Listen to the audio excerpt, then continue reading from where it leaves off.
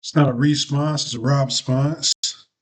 So I'm back in the Airbnb. I was out tonight in Monterrey, Nuevo Leon, Mexico. Again, the second biggest city in Mexico. And for Thursday night, Wavis, I was in the San Pedro upscale district. So if you're from Atlanta, it's kind of like Buckhead. If you're from Tampa, it's kind of like Ybor City. If you're from Chicago, it's like Lincoln Park. If you're from Miami, it's like Brickell. So it's an upscale, hipster, contemporary area that everybody goes to. And for a Thursday night, it was pretty lit. So I'm glad I went. I thought I was going to go to Anguilo Barrio, but I ended up going to the San Pedro area, and I'll probably go back to San Pedro tomorrow. But just want to kind of give my experience. So again, the crazy thing about Monterrey, Mexico, is it is not very diverse at all. So the first 2 days here, I only saw one black person. It was a female with her boyfriend. Don't know if it was Italian or Latino or Hispanic or what. And now I've been here since Sunday, so that makes 4 days. And I went walking around today, and I saw maybe three or four more black people. So I mean, again, out of the 8 or 9 thousand people I saw today, three or four were black, and they were all Caribbean. So I don't know if they were Haitian, Jamaican, or what. Probably refugees or guys just waiting because it was some the one or two guys I heard they were speaking Spanish, so I'm guessing Dominican or something. Probably not Haitian because I don't think he was speaking French, but probably Dominican, maybe Puerto Rican. But anyway, like I said again, so I'm in a part of Mexico that's not very diverse, not a lot of black people.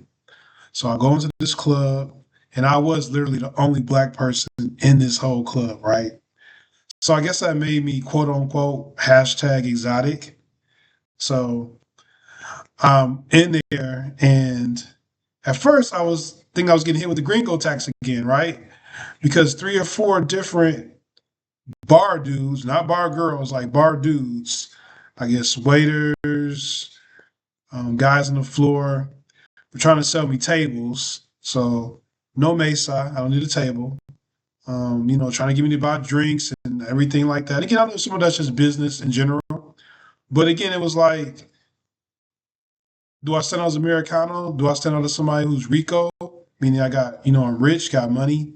So after the first 4 or 5 guys finally left me alone, I was just trying to catch a vibe. So then I was like, all right, let me roll up to the front. I'm sorry, I'll roll up to the top of the club, right? So I go up to the top of the club. And then they have these strobe lights going everywhere. So the strobe lights start to focus on me. And I guess again, I'm quote unquote hashtag exotic. So, oh, I forgot to mention this other part. So yeah, so the 4 or 5 bar dudes come at me, right? At the same time, 2 or 3 regular dudes came at me, Hispanic, Latino, Mexican dudes. They come up to me and they're, hey, where you from? How you doing? Oh, what's up, dude? To give you a pound, give you a dap, whatever you want to call it. Acknowledge you. Respeto, which is respect. So, I appreciate that. But then I knew I was like, yeah, if regular dudes are up here just saying what's up to me, and there was like maybe 2 or 3 regular dudes before I went to the top of the club. Because again, I was like, all right, if these 2 or 3 regular dudes are noticing me, then clearly there's going to be females and women noticing me as well. But women are more shy, women are less apt to approach you. But I know if these guys are approaching me, once women get more drunk or they have more alcohol in their system, they're going to start approaching me too. So I go up to the top. So I'm on the top level of the club, overlooking everything. And I'm sitting there. And then, yeah, probably after maybe like 40 minutes or so, um, 2 or 3 different sets of women come and, you know, de donde eres? Habla inglés, hablas español. And then we're talking, and then they get in your WhatsApp. I got this little outfit on, right? So this is what I'm wearing. So they're all like, you're muscular. They rub your arms. And I'm like, okay, I know everybody in Mexico does like WhatsApp, right? So I'm like, all right, what's your WhatsApp? So, again, I probably had 3 or 4 different waves of women come by. And again, maybe a group of like 2 or 3. So the one friend is just, quiet, but the other friend is like talking me up. And like I said again, I got one or two WhatsApps in the club, end up getting one or two WhatsApps outside the club. So again, I guess I would put 60 or 70% of the interaction that I got from men and women on the fact that like I'm exotic, the only black guy there. So I'm like, as Austin Hollywood would say, like a lion in the room, you stand out. He's always talking about how he feels like he's a lion walking through the room and people noticing him.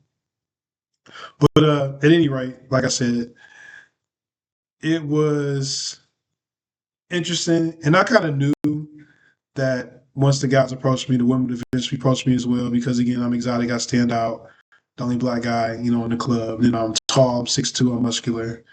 So just thought that was an interesting experience being in the San Pedro Empire Club in Monterrey. I have some more videos coming. I think I might drop another one or two of like talking about different aspects of going out as a black guy in a Hispanic Latino sense.